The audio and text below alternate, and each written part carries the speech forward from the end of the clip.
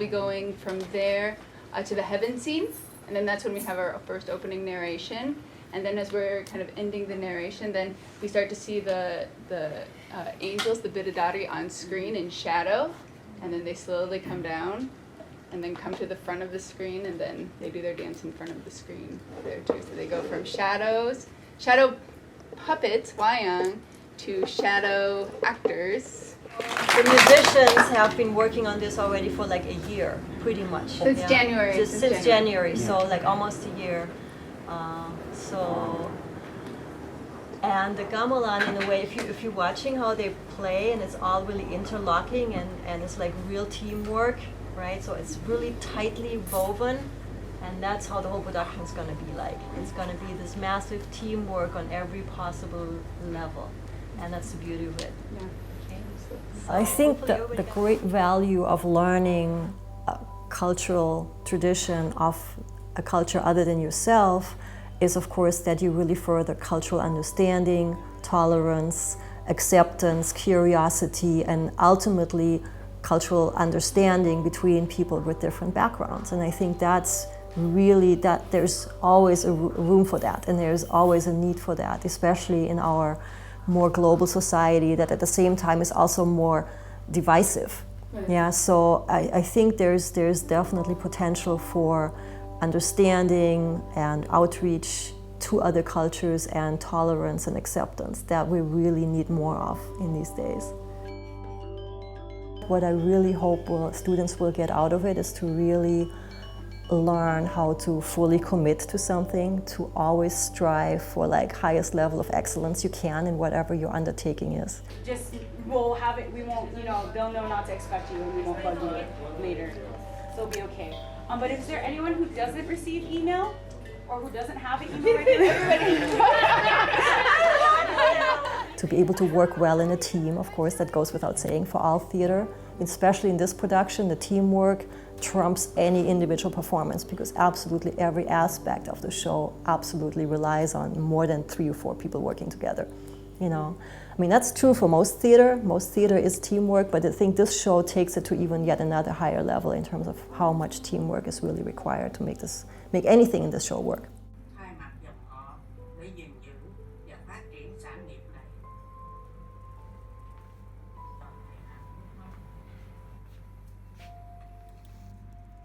It's particularly important for us because our mission is to provide stimulating programs for our community that focus on Southeast Asia.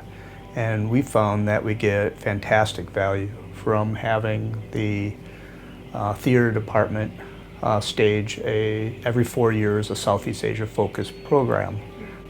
Another big plus for us is the fact that it's been so well set up and managed as an outreach tool. Dr. Pauka has really been extraordinary at being able to set up projects in the local schools. She travels with a smaller group of performers to the neighbor islands. They produced a teacher's aid resource that's downloadable from our website. So we have a great tie-in with this project. It's definitely the most important arts and education project that we do every 4 years.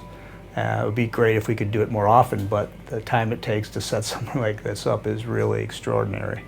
It takes 4 years to manage it, 3 years to manage it, and 1 year to get the planning in place to perform it. So I guess we can't ask anything more from Dr. Pauka in that regard. Go back to some kind of dialogue. What I feel very strongly about this work, and just kind of the work of the gamelan in particular, is teaching about a specific culture through the performing arts. And that is for the performers as well, who perhaps have never been to Bali, but also for the audiences that see the show. So it's not just learning and appreciating the arts, but it's also the culture behind the arts. Kind of honoring a tradition, but also seeing that it's adaptable and that it can be relevant in the contemporary context. Okay, so everybody try on the vocal part tonight. Overdo it, give it like 250%, because it's like Everybody like stand up and like sit up straight.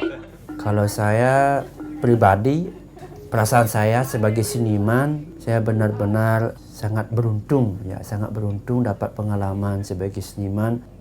Karena ini bagi saya pertama kali saya melakukan atau sebagai pelaku. I want you that voice really strong. Like that. Do not like Karena sebelumnya hanya sebagai ikut membantu menabuh atau bermain musik atau mungkin menari. Tapi sekarang saya lebih fokus untuk mengkomposisi atau musik maupun tari. Lebih ada tantangan bagi saya. Ada suatu kesan yang pengalaman yang baik bagi saya. Begitu.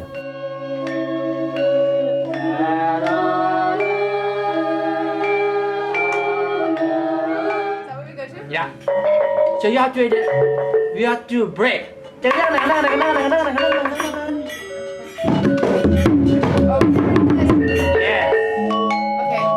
Okay.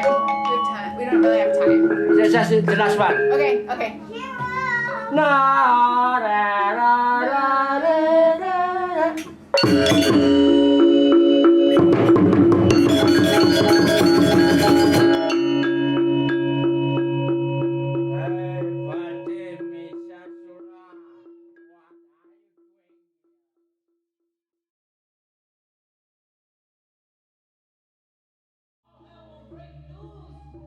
Well, it's a modern form based on traditional Balinese arts that have come together in a new kind of hybrid form. So we have traditional wayang kulit, which is shadow puppetry, but it's no longer on a small screen like you would see in a traditional performance. It's transferred to a big screen. We're also adding in shadow actors who become kind of like large-scale puppets, and they will interact with the small traditional puppets.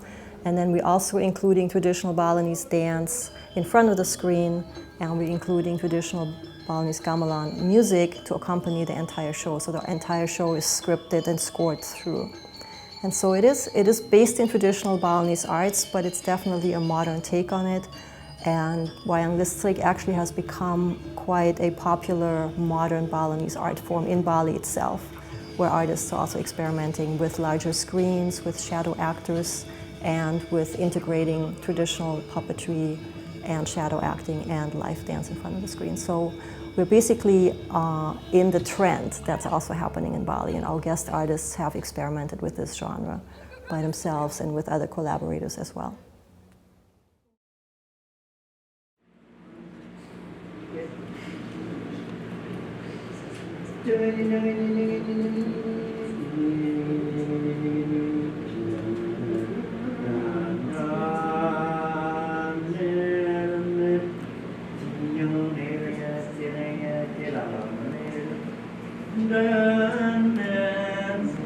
Menurut saya, proyek ini sangat bermanfaat sekali, ya, karena kita di sini, khusus untuk masyarakat universitas, tahu bagaimana tentang teater Bali, cerita apa yang dipakai untuk teater Bali, itu sudah jelas dikenal oleh masyarakat universitas dan pada umumnya untuk masyarakat di Hawaii, yaitu bagaimana mengenal budaya orang lain.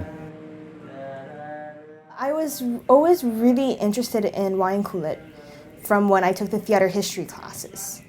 And then the shadow puppetry class came up. So a bunch of us jumped into that, and I think that was it. Made and Annie started their puppetry class. I decided to take their class, and it became an amazing experience. We've never really seen these puppets be on a screen before, except through small videos that Made and Annie show us. When you see a professional dalan, it's just more magical than I would have expected it to be.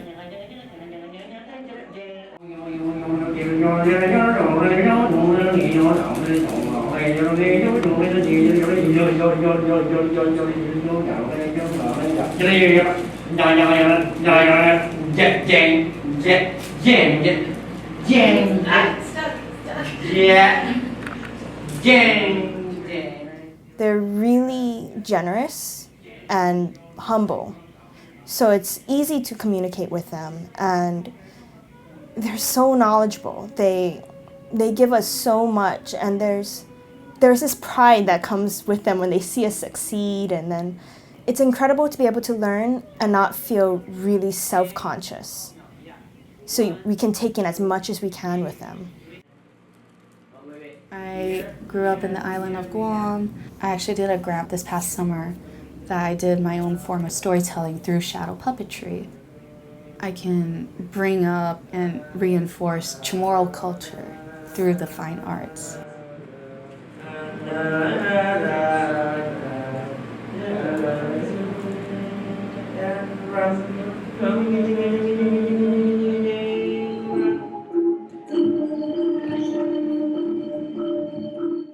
I think also just working in such a stylized form with students who have no background in the form is always a challenge. To make it look authentic and to make it not look awkward is always a challenge that we work with. And as talented as the students are, it's always a challenge. And these students particularly know how to learn and know how to learn stylized movement. And even with that, it's being such a particular stylized form that's always really the challenge too.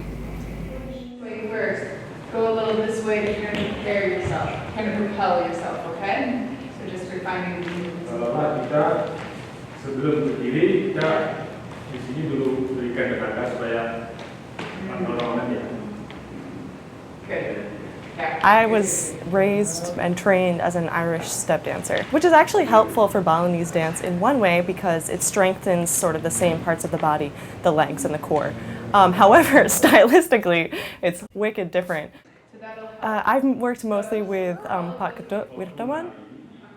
He's just a marvel to watch. The control he has, the way he slips into the roles and the characters that he's played, the calm that he has, and the sense of overall movement and grace and storytelling. You know, I think when he dances and when he works with us to dance, I really get the sense that the dance that I'm performing isn't just a series of movements, but is actually a story that we're telling together, and a small piece of the major story that we're all going to share with you.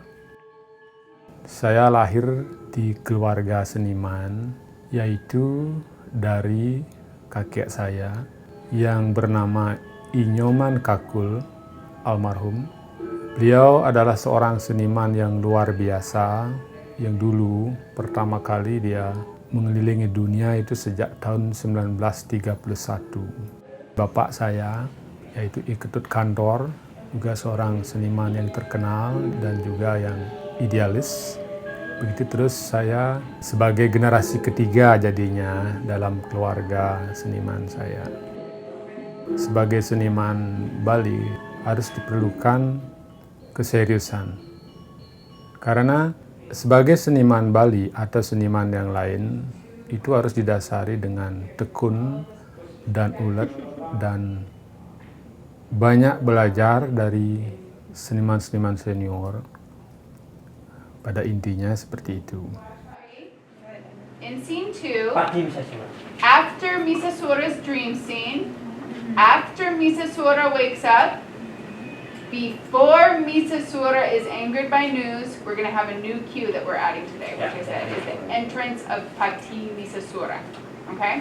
So that's the only change in everything that we've done. I'm going to tell you again one more time on the next page. Kalau dari segi musik, saya ada sistem konsep menjelaskan dulu kepada musician. Itu yang saya kasih penjelasan dulu. Lalu memberikan materinya atau melodi. Memang agak sulit memang untuk mereka memulai. One of the trickiest things for me is usually in the gamelan, we have these performance pieces that we play, anywhere from 5 to 15-minute long pieces. But the music for this particular production is a lot of short little melodies, and there's a lot of music cues involved and a lot of transitions, and so the trickiest thing has just been remembering the sequence of all these different little melodies that we've learned and putting them together, and then learning all the cues. There's some subtle cues and some fast cues. And so just always having to pay attention to what's going on and paying attention to Made's direction and putting all of those little melodies together. We'll go trick-or-treating tomorrow. Sweetie.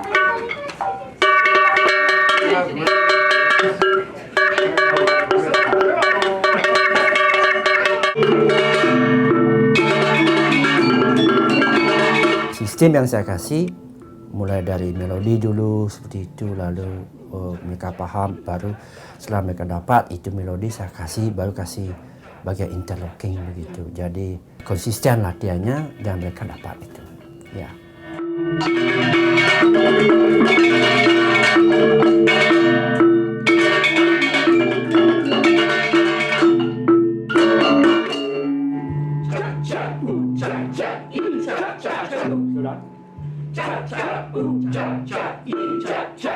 Saya mulai mendalami seni itu semenjak kecil dari bapak saya.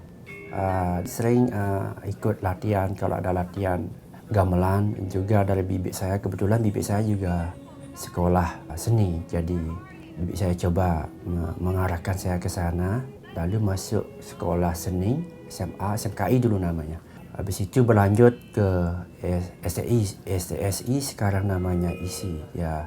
Kemudian saya ikut studio Sanggar Seni Sudamani di Pengosekan, itu wilayah Ubud.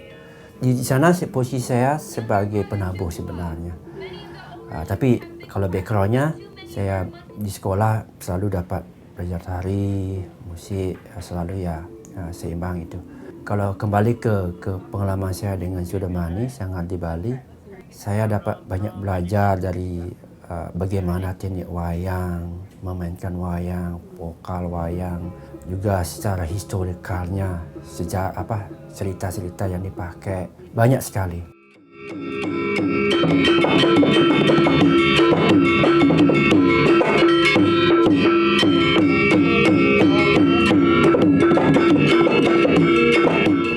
Appreciate very much how he has the integrity to retain the traditional method of teaching, and for the students, he really pushes the students to learn in the traditional way. He always is really pushing people to just kind of open themselves up to just learning the music. He'll kind of give you the space and the time to learn the melody. He tells everybody bring a recorder, just kind of be always immersed in the music, even outside of rehearsal especially. But he also is adapting as a teacher too, where he does know he has to kind of adapt his own teaching, and the way he's explaining, he's always giving more explanation.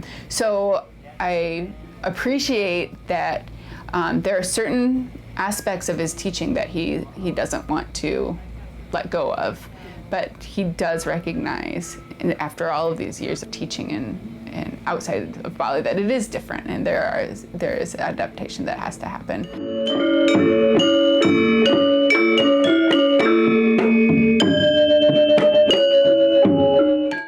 Made is awesome. He's such an incredibly talented musician and a talented teacher. He's funny. We always have a great time in rehearsal. Yeah, we're so incredibly lucky to have him here.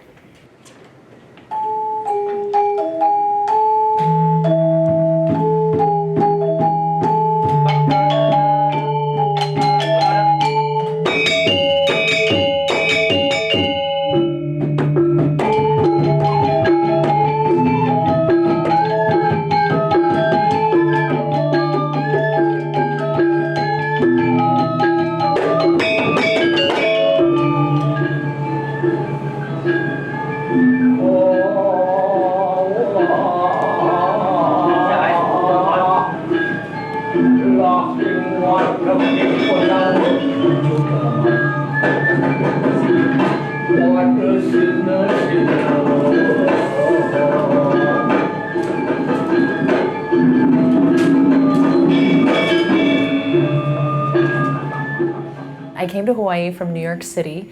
I'm a shadow puppeteer. I decided to apply because of the Theater for Young Audiences program and also the Asian Theater program. I thought it was great that the University of Hawai and Mānoa had both. And when I spoke with Mark Brenner, the head of the TYA department, on the phone, he said, oh, if you decide to come, we'll be having a Balinese shadow puppet show. And that was why I decided to come, was because of this show. If I have a first-hand opportunity to have this sort of training, that would be amazing. So that's the whole reason I came here. How will the chief minister... Being the narrator in the dalang, people have told me that I have 80% of the text that have so, and I've had to memorize it. So I think just really being exact in the memorization has been a challenge, but has been like a welcome challenge, and just taking on the role of the storyteller, which is also really exciting for me. Kirsten and Annie have been so great about layering what we do next. You know, first we're doing the puppetry, then we add on the dance, then we add on the big screen, then we add on the music. So each week is kind of like this new challenge. It's like, oh, you got that? Okay, now we're gonna add on this next layer and this additional challenge. So I think, you know, they've scaffolded it so well that it kind of happens seamlessly. Cross back one more time, we'll see. You know, this is actually a nice effect with the moving foliage. So if you start walking, then they come in and talk over you walking, and then they fade out, and you walk one more time, and then you meet Prihas Pati. I think that will be a nice flow. Okay. But that's, again, that's something we cannot really try to hear because we need to have all the lights and everything straight. Yeah. But just that's how we envisioning that scene. In New York, I was a playwright and an actor, and I worked for a university. And I just got very, very interested through the theater scene in New York in Asian theater. And I started looking around for places where I could study that sort of in a really codified and in-depth way. And UH has the only Asian theater program in the country. So here I am.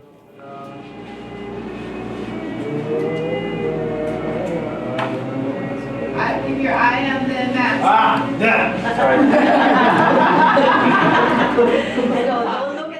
As an actor who was really trained completely in Western theater before I came to Hawaii, you know, all of my experience and all of my training was look at your partner, listen to your partner, you know, and really act in a natural way. And of course, that's not at all what we're doing here. You know, now the notes I get are look at the screen, not at your partner. You know, your mask should be looking at their mask, not you looking at the other actor. And so it's a challenge to sort of reprogram your actor brain to do that, but I think we're all doing a pretty good job of it. I hope so. Your daughter, the goddess Tara. I am a god.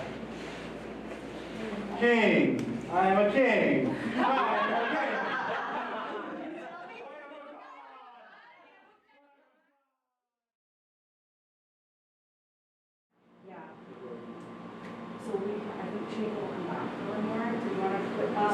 I think you take these and maybe take the costume rack and then we'll just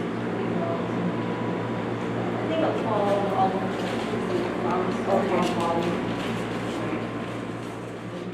When we've done these kind of Wayang Listrik productions in the past, you'll move into the space much sooner and have much more time to just work freely in this space. So because there are other productions that we have to work around in Kennedy Theater, there's only a certain amount of time that we're able to be on the stage. A lot of the prep work had to happen in Henke Hall, which was a separate space. And so we couldn't actually work out all of the technical details until we moved in later. So that adaptation from being in kind of a rehearsal space to the main stage space was a challenge. One last door. Awesome. And we're in. Sekitar tahun 1999, saya pernah diajak bergabung untuk main wayang listrik di Sanggar Sudamani, Pengosekan Ubud. Nah, di sana saya mendengar apa itu wayang listrik. Setelah perkembangan wayang di Bali sampai bisa diundang ke luar negeri, keadaan di luar negeri, tempat pementasan, tempat pertunjukannya selalu kebanyakan di dalam gedung, di dalam teater. Dalam hal wayang di Bali, itu menggunakan api. Di luar negeri di pertunjukan wayang sering dipentaskan di teater yang tidak bisa menggunakan api, ya ada ide akhirnya membuat wayang listrik dengan cahaya listrik itu sendiri. This is the master one, so this is going to be up. Okay, that's it. That's all you have to do. In terms of on the board. Exactly, but the trick is, to know what comes on when and stuff. And that's why we do this here. I'm a full-time librarian at UH Mānoa, Southeast Asia librarian actually. So this is related to my job because it's a Balinese production and I'm specialized in Southeast Asia. So yeah. Are we at the end of the scene? Yeah. Okay. The light bulb? Yeah, wait. Yeah, sorry. Okay, so wait. Yes, exactly, like that. Just wait for my cue though. Okay. So we have 5 lamps, lamp 1, 2, 3, 4, and 5. And then basically I'm switching from, whatever lights that we need. And I have my cues. The cues can come from either the music, lines from the actors, or physical action. did we say you're going to walk out or you're just going to stay there? Stay. Okay, so you stay. Kayonan's ready. Yep. Slides are ready. Switch.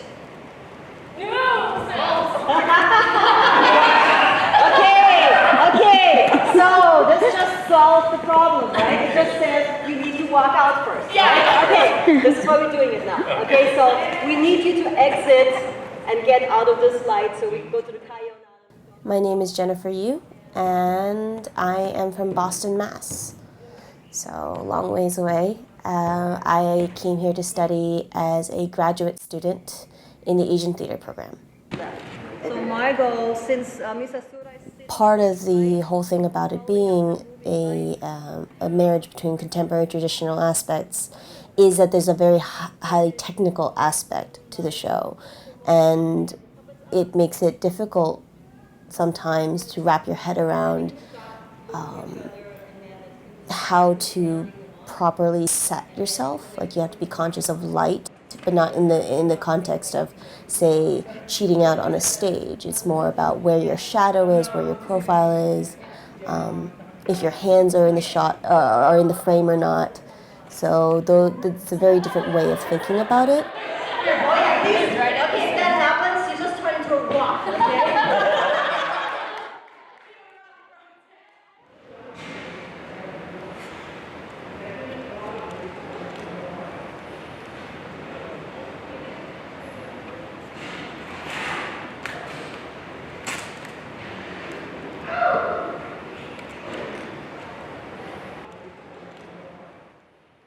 Bapak saya pelukis, juga pemain gamelan musik, khususnya klasikal gambo. Kemudian ibu saya penari. Dibimbing dari bapak sehari-hari, kalau tidak salah dari umur 8 tahun. Khususnya itu lukisan Bali yang sifatnya tradisional, juga karakternya itu atau stylenya itu style batuan. Batuan itu di mana saya lahir, desa saya. One of the most amazing moments in the whole rehearsal process was definitely when we moved to main stage from, coming from the small rehearsal room, 1 lamp, to moving to the big screen with 3 lamps. And then when Moja, our guest designer, came in and started drawing and painting some of the transparencies that would basically create the set for each scene, and to have him, to watch him in action all afternoon, kind of putting up the different slides and basically creating the set, to me was just like so magical and so wonderful to see. And the way he thinks, he'll just like already think through the entire sequence of what lamp needs to be where and what actor needs to transition from what space to what scenery, so they can then pop out on the next part in that next scenery. It's just like he has it all in his head. And then he just draws it onto the slides, and that's just really fantastic to watch. We are going to add another Raksasa, but this Raksasa is not talking. So basically, he's going to give this sword to Masasura. So I will totally do that. You want to do that? I'll totally do that. Why don't you try? Ya, peranan saya, tadinya saya diundang untuk sebagai set design untuk Wayang Listrik ini. Ya, dalam proses tersebut, saya langsung terjun kadang-kadang sebagai koreografi karena cukup lama terjun di Wayang Listrik. Jadinya saya tahu bagaimana untuk pemindahan lampu, untuk karakternya bagaimana, untuk gerak-geriknya bagaimana.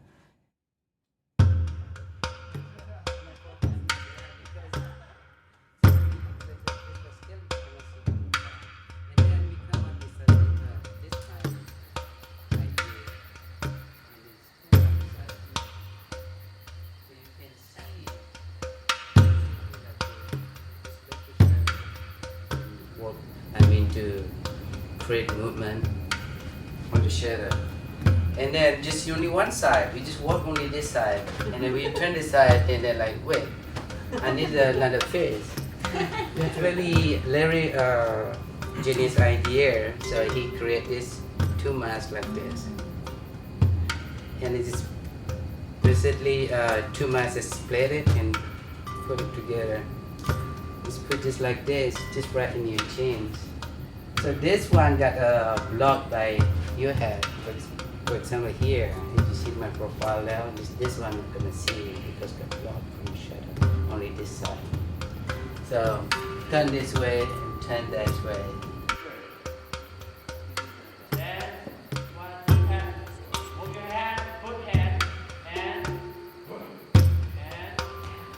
So I first discovered this particular form last academic year when I was sitting in on one of the Balinese dance classes. Actually, it was like an after regular school hours extra practice session, and it was just really fun. So when the classes were offered the next semester, I really wanted to sign up. And then the production, it's a major thing every year. We have one major Asian production. And this was the one for 2015-2016. So I wanted to audition because where else am I going to have this opportunity? You know, if I go to any other schools on the mainland, very few opportunities such as this would be available. So. Yeah. So we're going to work all this out in special rehearsal. Okay, please take it from the end of Sugriwa's lines. Thank you. Hail to my brother and king. I understand. I pray you are successful in your endeavor. I do have training in martial arts. I took Taekwondo for 6 years. So the fight choreography is a lot of fun. Subali and Sugriwa fight a lot, and also I do fight with Misasura, the Ogre King. But the catch is that in shadow form, you don't actually make physical contact. You make contact with the shadow. So there are times when I'm fighting, for instance, Sugriwa, and I am full out sparring, but we shouldn't be full out sparring because our eyes are on the screen and we're fighting like this, and sometimes we end up actually hitting each other. I am more guilty of that than Hunter, who plays Sugriwa, and so for that I'm very, very apologetic.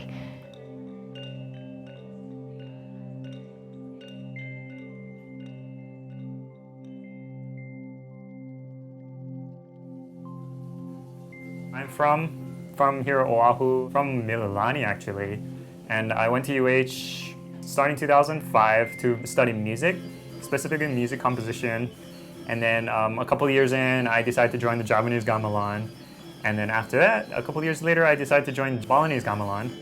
I've been trained in the Western style, so changing to a completely different musical culture was really, really nice for me. And it actually helped my own compositions because now I'd say about 70% of my music, I try to incorporate some sort of gamelani sound in it. Yeah, subconsciously or consciously. We have this operating gamelan that is like an ongoing thing. And then we have these this program that can put on full-scale Asian theater productions and bring in guest artists from outside, from Indonesia and beyond, depending on what kind of show it is, for our case, Indonesian. But I think that's something that's really unique to UH Mānoa, and it's something that the university can hang its hat on.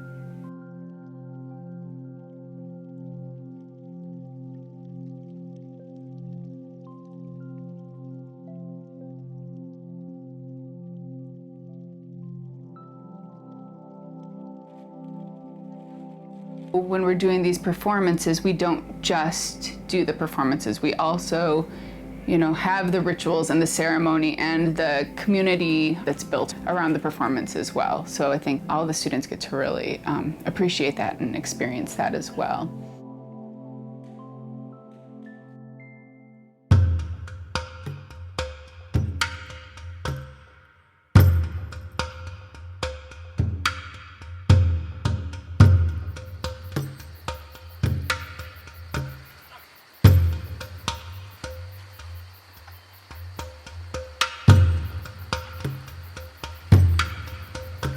The musicians weren't practicing with the dancers and the theater students.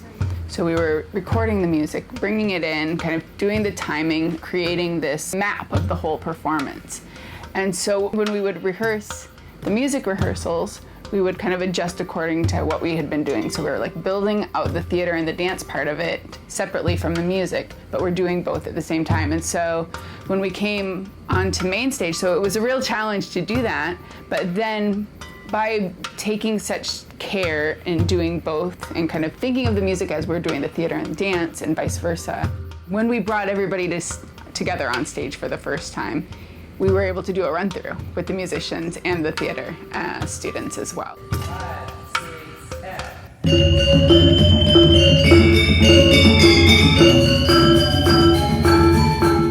When we brought in the musicians, I think that was extremely energizing because I feel like they are the engine and the spirit of the production. I actually got, when we first started the music and I had to speak, it gave me goosebumps because it really made me feel like, oh wow, this is our show.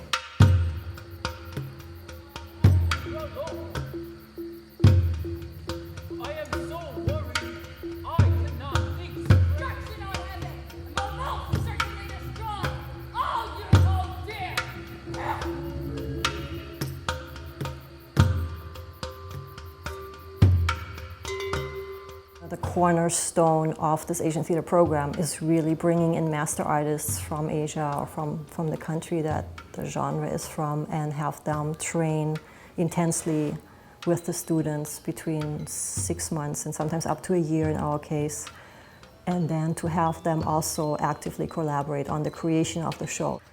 Bringing all those guest artists together and then having their creative energy kind of come together in one place for this particular show is kind of really an awe-inspiring and very humbling experience. So it's really fantastic to work with this kind of team. And I cannot promise that I'm going to do this every time, but I'm doing my very best. I'm the production director, which means I'm pulling all the strings backstage and like organizing all the logistics, etc. And so coordinating the project and planning the project and subdividing and delegating jobs within the large-scale project is kind of where I come in, and that's kind of the typical director job. Yeah, that's it. One more shot, 2 more shots, and we're done with that. Woo. Hold. Good. Excellent. Thank you. She's just done a fantastic job of tying all these diverse elements together and keeping it moving. I really admire her ability to sort of work in layers instead of getting consumed by minor details, which is a danger, I think, in the show because it's so detailed and it has so many elements that need to be particular, and it's so grounded in this really specific tradition that none of us know anything about, and that we're just slowly learning. But she's able to she's been able to do these great, like, I don't know, I'm thinking in watercolors, or, like color washes. Yeah, her directing is really masterful.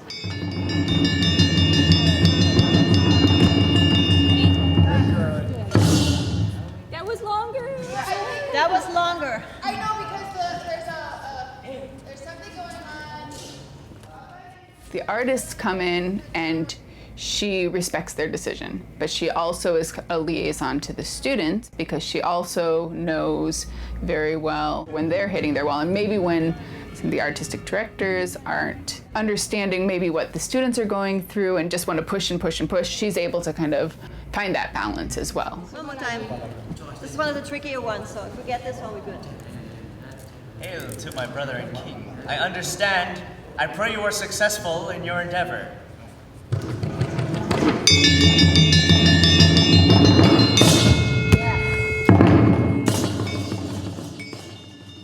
Whenever you're working on any kind of production where you're working this closely and this intensely with this many different people, things come up, and as soon as anything kind of comes up and you can kind of sense it and feel it, she'll bring it to the table so that it doesn't start to fester. That kind of openness, that kind of honesty, and that kind of integrity works on stage and off stage, both. But just one note for lantana.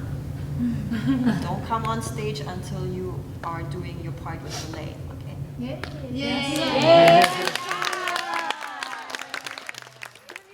My first time studying Balinese music was in a class at San Francisco State.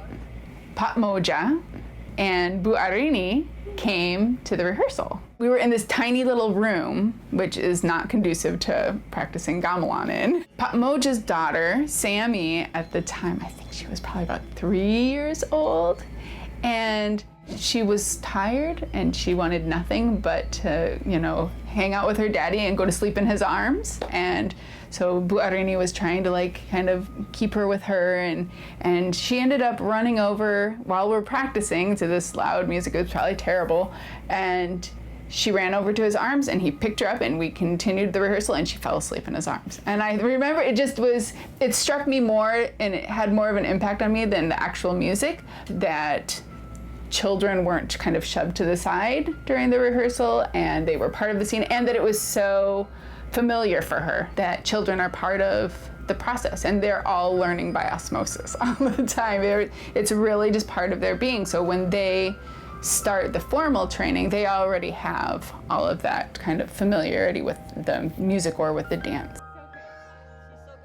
And also being part of a community and part of an ensemble and feeling supported as a child. And she can walk into the theater department and everybody knows her by name.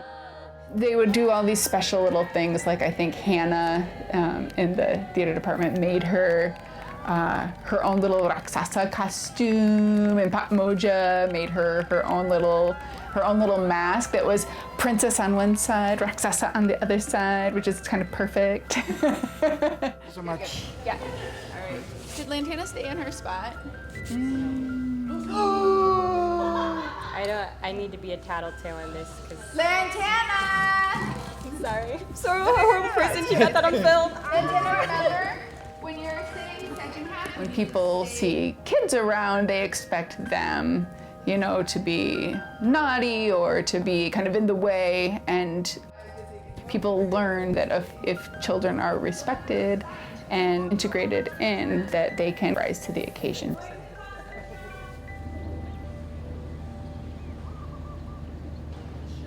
And this is the way we're going to get your attention. You ready? Listen first. Shannon and I are going to do it. Ooh, cha, cha, ee, cha, cha, ooh, cha, cha, cha, ooh. Ready? No, you guys are going to say what Shannon says, okay? You guys will be following me. Ready? And ooh, cha, cha, ee, cha, cha, ooh, cha, cha, cha, ooh. One more time. Ooh, cha, cha, ee, cha, cha, ooh, cha, cha, cha, ooh. Nice. So whenever we need to get your attention and you guys are working hard, we're going to do that chant and all eyes on us. So what we want. The Asian Theater program has, as part of their educational mandate, always to provide outreach performances, lecture demonstrations to local schools. Oftentimes to schools that are maybe underserved by a lot of those cultural extension programs. And so our goal is to really reach kids and to have kids kind of share in these art forms that maybe normally would never have a chance to experience it. A lot of people, they don't think about Indonesian music and Indonesian art like they may with the other Eastern Asian cultures. I performed at an elementary school in Wahiwa with the gamelan instruments, and the kids are just so in awe of it. They've never seen these shiny instruments before, and we're playing together and it's all interlocking, and they were really excited by it. And it's wonderful to see that and to spread that throughout the state. Is this the keyboard that made some of the sounds? Yeah, this is where E would go. And real quick, just say that here and these. Cool. Here you can show your script. Oh yeah. Yeah, me and Miss B sort of made this up. Yeah. This first part. Yeah. I now present to you the Indonesian folktale, Timulas. She watered and tended them with care, and it was not long before a healthy vine sprang up. Whoa. The end. So the students all came to see our show, Battle of the Monkey Kings, in January. And so this is the kind of wonderful outcome that we're always looking for when we do school outreach performances. How was it to be able to receive feedback from people who were in your performance? Was it always easy? No. Were there some conflicts? Yes. That's what I was wondering, because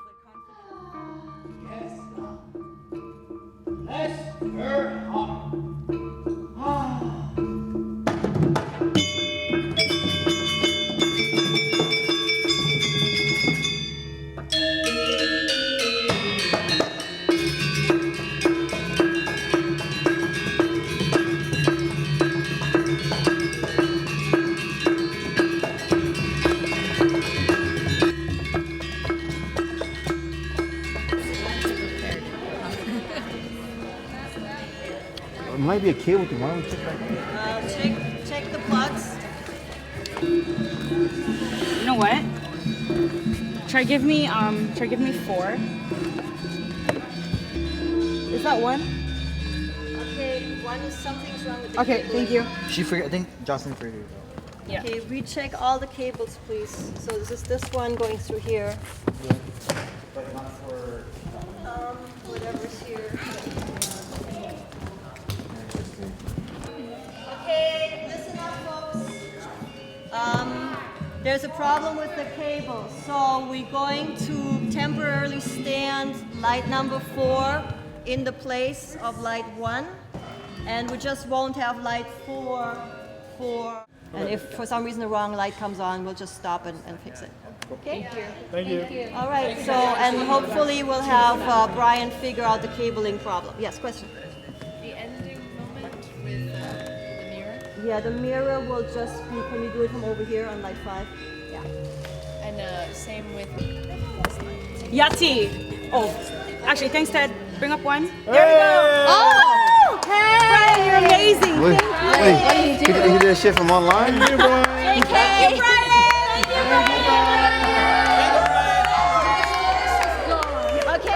Okay, so back to normal.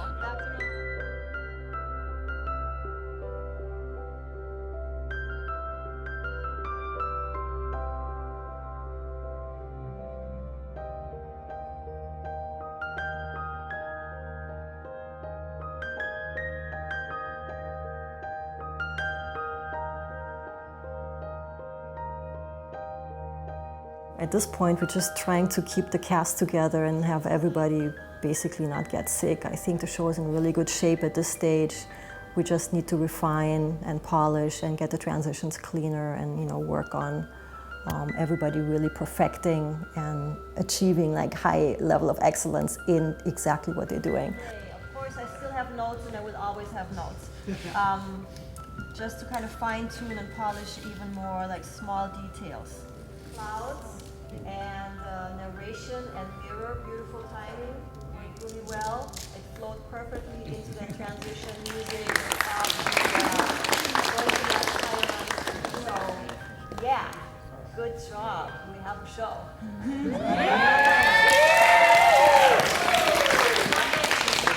I don't think it's a problem in terms of achieving, really good quality performance. It's just like things like people get sick or something might break down, like we had a problem with the light board the other day. And so those are the things that worry me, and we need to really make sure that we have all the tech crew in place as well for that. You know, if there's any technical problem, we can address it right away.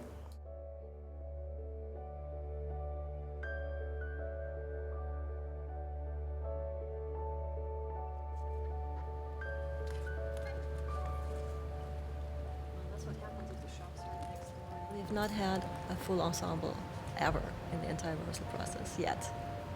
So this week would be a good time to start. For any project of this scale, of course, the number one challenge is always finding the funding, getting grants written and getting grants.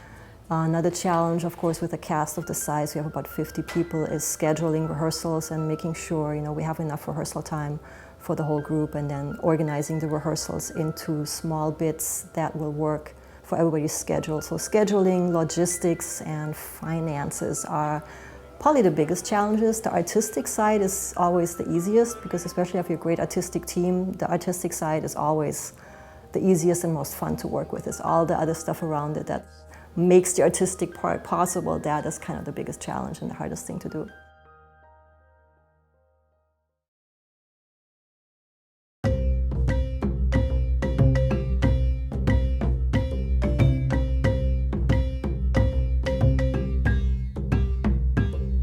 I always felt like if you are interested in an art form, even if it's not of your own cultural background, I always encourage people to study it. I mean, I personally study taiko, and I'm definitely not Japanese. The reason that I stayed at this university is because this program is here. Not even specifically the Wayang Listrik, but all of the different Asian theater opportunities that we have here with classes, with all of these different masters coming from their countries of origin just to instruct us for this short 3 or 4 month period. It's an honor, it's a blessing, and learning these different theater forms absolutely will help me in my later career further down the road, whether it's in acting or directing, or if it's in lighting design or scenic design, or even if it's just in the administrative sector, whatever it may be. There's so many benefits because it's something so new and so different. The way I get about my own personal music, they get about gamelan or dance, and it's just so nice to see somebody so passionate, and it's really rewarding to me as a musician to see that sort of passion and to understand, and it makes me really want to work hard for them just as well as myself. What I'm gaining from this is extremely valuable. I mean, I can't even assign a monetary value to it. So I really appreciate that. It's really incredible. We've got artists coming every year from Japan, from China, from India, from Southeast Asia, and it just adds to the diversity of the experience, not just for the Asian theater students, although obviously that's important, but for all of the theater students and for the UH community as a whole. They're really being exposed to things that they wouldn't be exposed to otherwise. And that's not just traditional art, there's also really contemporary stuff that we're doing, and I think that's really exciting to see as well. For the theater program and to UH generally, and to the Honolulu community, it's such a collaborative experience, and it's really exciting to be a part of. Hi. Who are you? What are you, sweetie? Can you tell me? You're a bit dark. Gotcha. Are you ready? The goal is not to turn you into a professional actor in that style, but what it does for students who will become actors or performers or dancers, it will expand their range of technique. It will give them a much bigger tool chest to draw from and give them more breadth and more depth in terms of how they can use their body, how they can use their voice.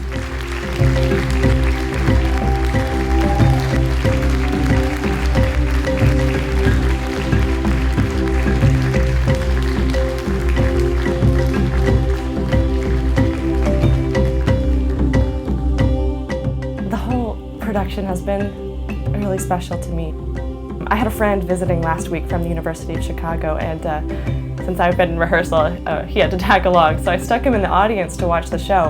And we're at a point where the whole show is there, so he was watching the show, and afterwards he just said, I had to keep reminding myself that this was a student production. It seemed so professional. And it's definitely something that I don't see in Chicago. Hearing someone from the outside not only express gratitude and amazement at the spectacle of the whole thing, at the level of mastery that he saw, at the quality of the show, but also it was amazing for me to bring something to someone that he might not otherwise experience. In all the theaters in Hawaii, around the US, there will always be musicals. So Sondheim, there's Tennessee Williams, all the main European and Western playwrights and works, but you don't really get to see Southeast Asian theater, Asian theater. It's something that's unique to this program and something that if any other theater closed, Sondheim, Tennessee Williams, they'll still play somewhere else, but if this program closes, no one else will get it.